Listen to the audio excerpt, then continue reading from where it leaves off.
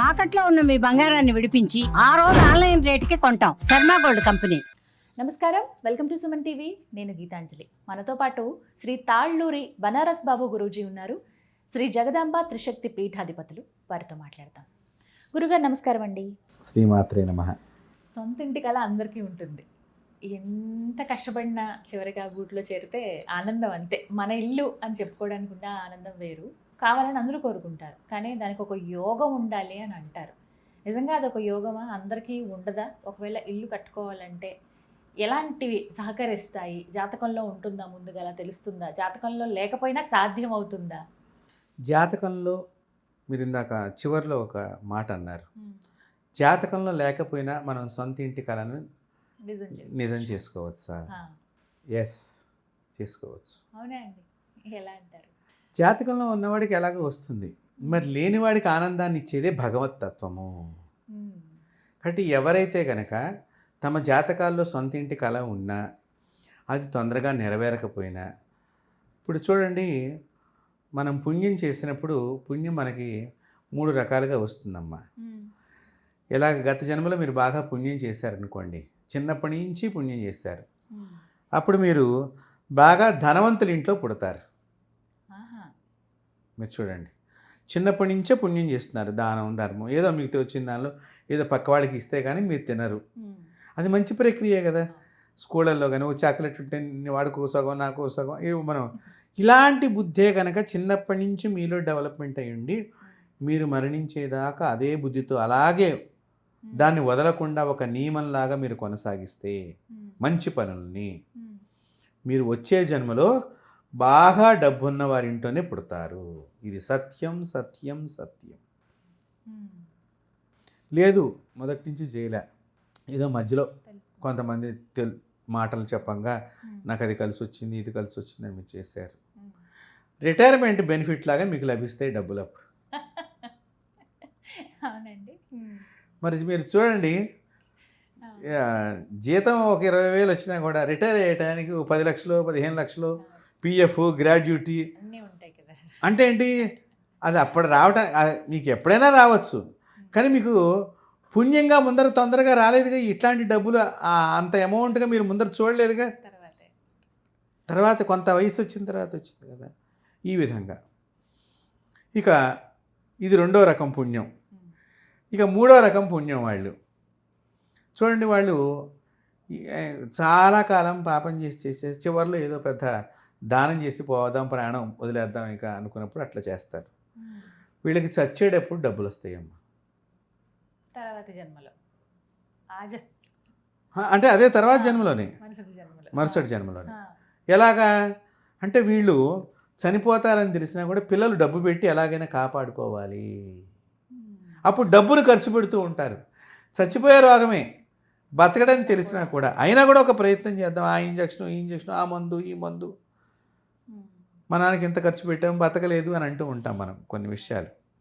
అంటే ఏంటి, వాడు ఆ చివరి క్షణాల్లోనే పుణ్యం చేసుకుని ఈ జన్మలో చివరి క్షణంలోనే నీకు డబ్బు చేకూరినా నువ్వు బతకలేకపోయినావు, డబ్బు కాస్త వృధా అయిపోయింది. ఈ మాదిరిగా పుణ్యాలు మనిషికి 3 రకాలుగా విభజింపబడ్డాయి. ఇలాంటి విధంగా కూడా గృహయోగం కూడా మనకి తొందరగా రావాలి.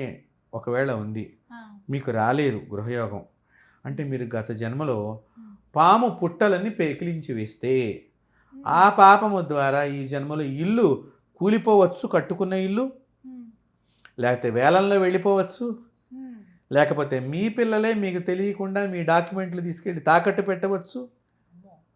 ఇలాంటివన్నీ జరుగుతాయి పాము యొక్క ఇంటిని ధ్వంసం చేయటం మూలకంగా.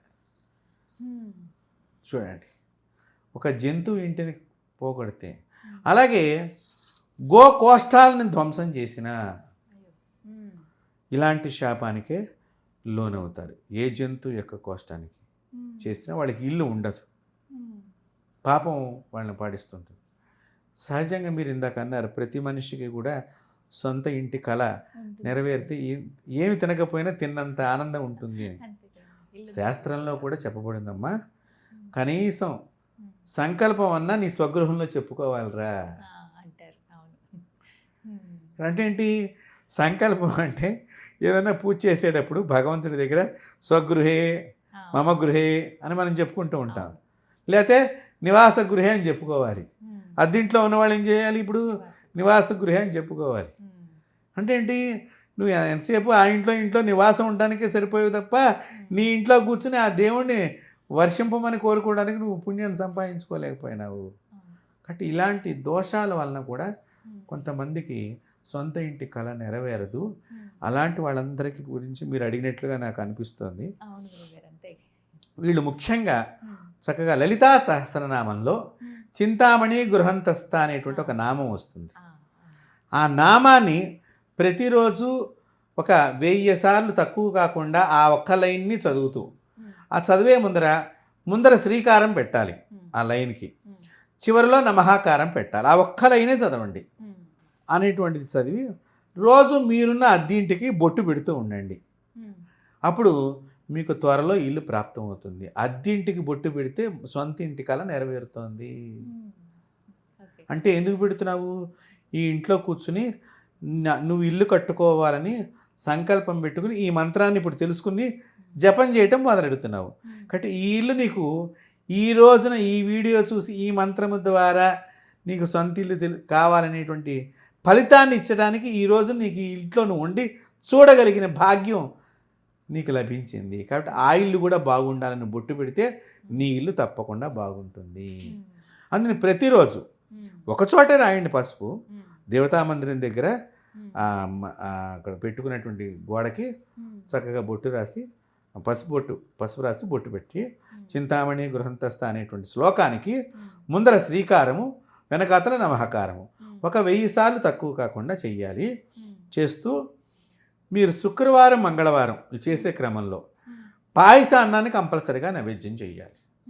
పాయసం చేస్తే కనుక ఇక్కడ పొంగలి పెడితే మీ ఇంట్లో పాలు పొంగలి అవుతుంది. దీనికి రీజన్ కూడా మళ్ళీ ఇదే ఎందుకు పెట్టాలి అనుకోవచ్చు. కాబట్టి ఇది మిగతా రోజుల్లో పండో పాలు మీకు తోచిన పెట్టండి. ఈ 2 రోజులు మంగళ శుక్రవారం ఈ 2 రోజులు కూడా మీరు ఈ పాయసాన్ని నైవేద్యం పెట్టండి. ఇది ఒక ప్రక్రియ అమ్మ. లేదు మాకు చిన్న మంత్రం ఇచ్చారు, పెద్ద మంత్రం కావాలి, కొంతమందికి ఉంటుంది కదా. మణిద్వీప వర్ణన పారాయణ ప్రతిరోజు 9 సార్లు పారాయణం చేస్తున్నా కూడా శుక్రవారం మంగళవారం పాయసం పెడుతూ మీరు చక్కగా ఇలా 41 రోజులు పారాయణం చెయ్యాలి. ఈ 41 రోజులు పారాయణం అయిన తర్వాత ఒక పెద్ద ముత్తైదుని పిలుచుకుని మీరు పండు తాంబూలము ఏదో 2 జాకెట్ ముక్కలు, ఇంకా మీకు శక్తి ఉంటే ఒక చీర, ఓ బ్రాహ్మణ ముత్తైదునో మంచి ముత్తైదునో ఎవరైనా పెద్ద స్త్రీ వయసులో పెద్ద ఆవిడ్ని పిలుచుకుని మీరు ఆ ముత్తైదుకి ఇచ్చే ఆ అక్షంతలు వేయించుకున్నా కూడా మీ కళ నెరవేరి సొంత ఇంట్లో సంకల్పం చెప్పుకునే భాగ్యాన్ని అమ్మవారు ప్రసాదిస్తుంది. మీ నోటి వాక్కు జరగాలి. చాలామంది ఎదురు చూస్తున్నారు మీకోసం, చాలా ప్రయత్నాలు చేస్తూ ఉంటారండి. కొంత బాధ ఉంటుంది, అయ్యో ఇంకా ఇన్నాళ్ళు అయిపోతుంది ఉద్యోగం చేస్తున్నాం, ఉద్యోగం వస్తుంది, రిటైర్ అయిపోయే దగ్గర ఉన్నా కూడా ఇంకా అద్దింట్లోనే ఉంటున్నాం అని ఉంటారు చాలా. ఇంకొక విషయం కూడా చెప్తున్నానమ్మా, శివ అష్టోత్తరాన్ని మీరు ప్రతిరోజు చెయ్యాలి.